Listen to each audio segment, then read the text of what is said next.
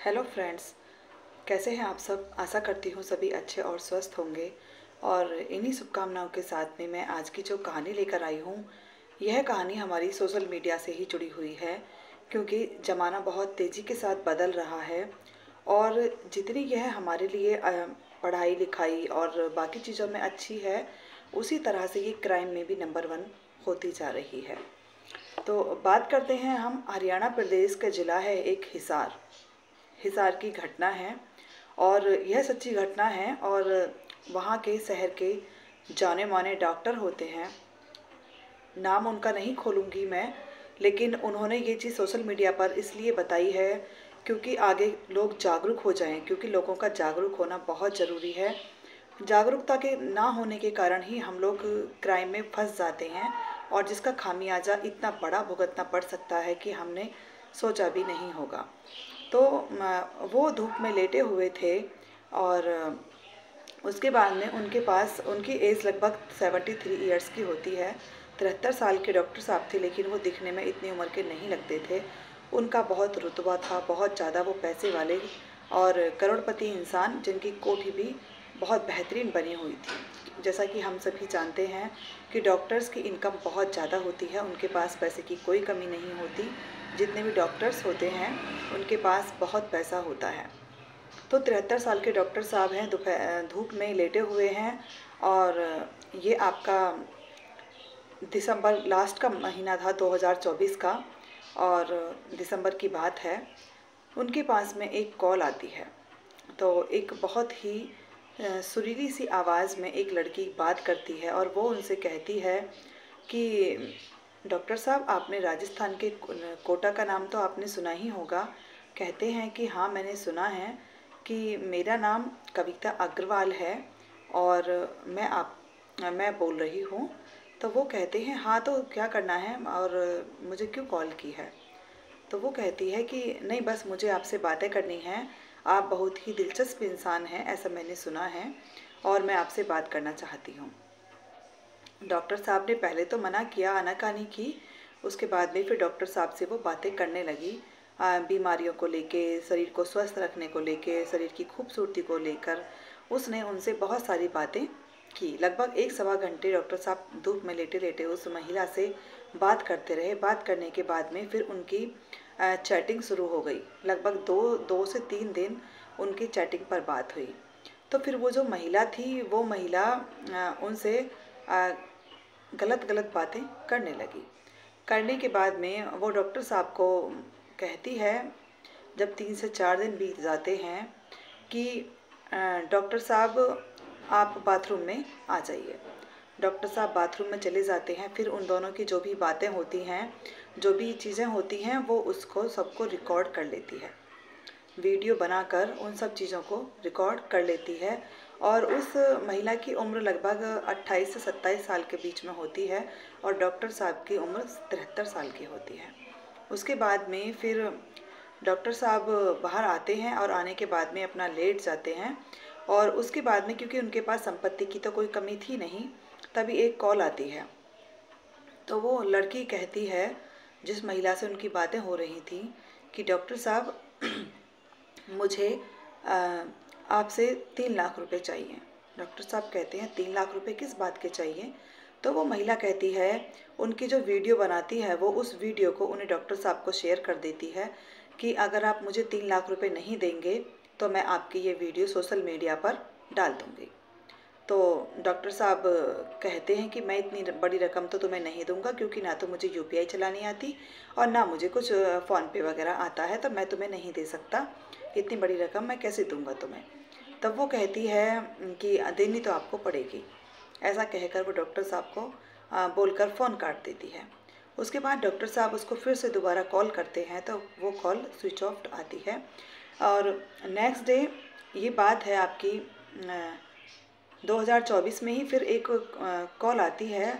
तो उस पर वो कहता है इंसान, जिसका नाम बताता है राम पांडे, और वो कहता है कि मैं सीबीआई का इंस्पेक्टर बात कर रहा हूँ, और डॉक्टर साहब, और आपने जो है किसी लड़की से इस तरह की बातें की हैं, और देखो आप इस तरह से तो अच्छे नहीं लग रहे। आपकी मैंने अभी अभी वीडियो देखी है कैसा होगा अगर ये सोशल मीडिया पर चली जाएगी तो दुनिया आपको देखेगी। डॉक्टर साहब थर थर काँपने लगते हैं, घबरा जाते हैं, टेंशन में आ जाते हैं और आने के बाद में फिर वो कहते हैं कि नहीं, ऐसा नहीं कर सकते तुम। तो वो कहता है कि आप मुझे 3 लाख रुपए दे दो। वो डॉक्टर साहब थे तो समझदार, पढ़े लिखे, इतने अच्छे मतलब जेन्युइन इंसान थे, उन्होंने उन्हें 3 लाख रुपए भेज दिए। उसके बाद में फिर वो कहता है कि 2 दिन बाद फिर एक कॉल आती है। तो वो कहते हैं कि देखिए मैं तुम्हारा नंबर यूट्यूब अधिकारी को भेज रहा हूँ और जो यूट्यूब अधिकारी हैं संजय जी, वो आपसे बात करेंगे, आप उनसे बात कर लेना। उसके बाद में फिर वो दूसरा बंदा जो होता है, संजय नाम जिसका बताया जाता है, वो भी कहता है कि मुझे आपसे 3 लाख रुपए चाहिए, तो मैं आपको यूट्यूब पर आपकी वीडियो अपलोड नहीं होने दूंगा, तो आप इस बात से बच जाएंगे, आपकी बदनामी नहीं होगी। क्योंकि डॉक्टर साहब का भरा पूरा परिवार था, दादी दादा नाना नानी सब बने हुए थे वो, और बहुत ज़्यादा उनका ब्रॉड एरिया फैला हुआ था।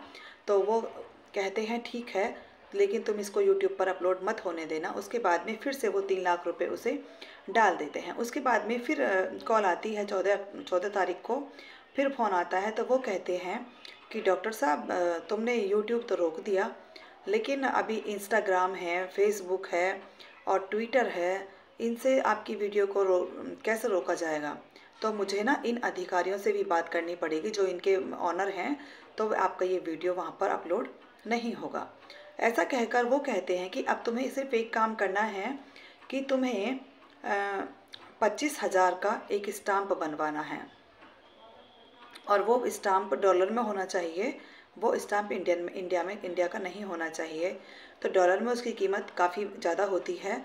तो वो वहाँ से फिर डॉक्टर साहब उसका एक वो कहते हैं कि मैं कैसे बनवाऊँगा, मैं अमेरिका कैसे जाऊँगा, मैं कैसे विदेशी स्टाम्प बनवा पाऊँगा? तो वो कहता है आप चिंता मत कीजिए, मैं खुद ही बनवा लूँगा, आप इतने रुपए ट्रांसफ़र कर दीजिए। लगभग फिर वो काफ़ी रुपए उसको फिर से ट्रांसफ़र कर देते हैं।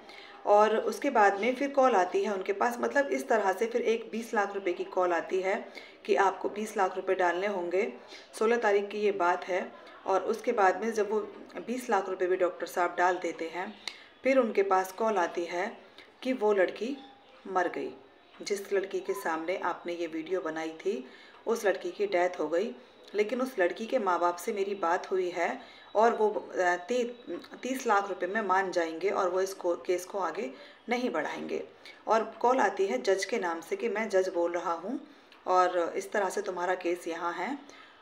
तो वो डॉक्टर साहब दूसरे नंबर पे 30 लाख रुपए भी ट्रांसफ़र कर देते हैं। लगभग उनके ट्रांजैक्शन जो होती है उनके अकाउंट से 1,64,500,000 रुपये की उनकी ट्रांजैक्शन हो चुकी होती है, जो वो उनको दे चुके होते हैं सिर्फ किस लिए? इज्जत बचाने के लिए। छोटी सी नादानी, छोटी सी लापरवाही और कितनी बड़ी मुसीबत। घर में किसी को भी नहीं बताते हैं, चुप चुप रहने लगते हैं, परेशान रहने लगते हैं, डिस्टर्ब रहने लगते हैं, लेकिन घर में किसी से भी बात नहीं करते हैं। और इसी चीज़ का फ़ायदा वो लोग उठा रहे थे। एक दिन वो बैठे हुए थे अपने, बैठे बैठे वो रोने लगे। और तो उनका जो एक वर्कर था, जो एम्प्लॉय उनके यहाँ काम कर रहा था, तो वो कहने लगे डॉक्टर साहब आप क्यों रो रहे हो? कि वो बोला, डॉक्टर साहब कहने लगे कि मेरे साथ इतनी बड़ी प्रॉब्लम आ गई है, मैं क्या करूं? 1,65,00,000 रुपए तो मैं उन्हें दे चुका हूं, अभी वो और डिमांड कर रहे हैं, तो अब मैं क्या करूं? तो वो एम्प्लॉय कहता है कि आपके साथ फ्रॉड हुआ है, ऐसा कुछ भी नहीं है, ऐसी कोई बात नहीं होती है, ना ही कोई इस तरह से मतलब कर सकता है। अगर बदनामी आपकी थी तो बदनामी तो उस लेडी की भी थी कि वो लड़की मर चुकी है। तो वो कहता है, उन्हें पूरे उसमें लेता है सांत्वना में। और उसके बाद में फिर वो एफआईआर दर्ज कराने जाता है उनके साथ में, सोशल मीडिया के थ्रू अपनी एफआईआर दर्ज कराते हैं। कराने के बाद में वो पकड़े जाते हैं और पकड़े जाने के बाद में वो एक महिला निकलती है हमारे यूपी की, और उस महिला को फिर अरेस्ट कर लिया जाता है सारी फ़ोन कॉल से डिटेल से। और तो उस महिला को पकड़ने के बाद में वो कहती है, उसका एक बच्चा होता है 8 साल का और उसका पति बिल्कुल अनपढ़ होता है, जो अनपढ़ का दिमाग इतना ज़्यादा चलता है। तो वो महिला कहती है कि मेरा इसमें कोई वो नहीं है लेना देना, आप मुझे जमानत दे दीजिए, भले ही इन्हें पकड़ कर रखो। तो पुलिस कहती है कि ये बाहर जाकर कार्रवाई करेगी, इसलिए इस महिला को भी हम नहीं छोड़ेंगे। दोनों के ऊपर केस चल रहा है अभी, और ज़मानत अभी किसी की नहीं हुई है और ज़मानत उन दोनों की खारिज कर दी जाती है, क्योंकि 1,65,00,000 का ये मसला है। तो देखिए, छोटी सी गलतियाँ ये सोशल मीडिया के द्वारा ना करें। किसी फ़ोन कॉल पर, किसी व्हाट्सएप कॉल पर, किसी वीडियो कॉल पर भी किसी तरह से बातें ना करें। अगर आप किसी को जानते हैं तो ठीक है, अदरवाइज़ इस तरह के झांसों में ना आएँ। और यह कहानी सिर्फ़ आपको सचेत करने के लिए है, किसी का दिल दुखाने के लिए नहीं है। क्योंकि सोशल मीडिया पर इस तरह के क्राइम हो रहे हैं, तो अपने घर में अपने बड़े बुजुर्गों से बात करते रहें, अपने बच्चों से बात करते रहें इस बारे में, क्योंकि ऐसा ना हो कि आपके बच्चे या आपके बुजुर्ग भी इस तरह का शिकार हो जाएं। समाज में सबकी इज्जत होती है और अपनी इज्जत को बचाने के लिए इंसान किसी भी हद तक जा सकता है। Thank you and have a nice day.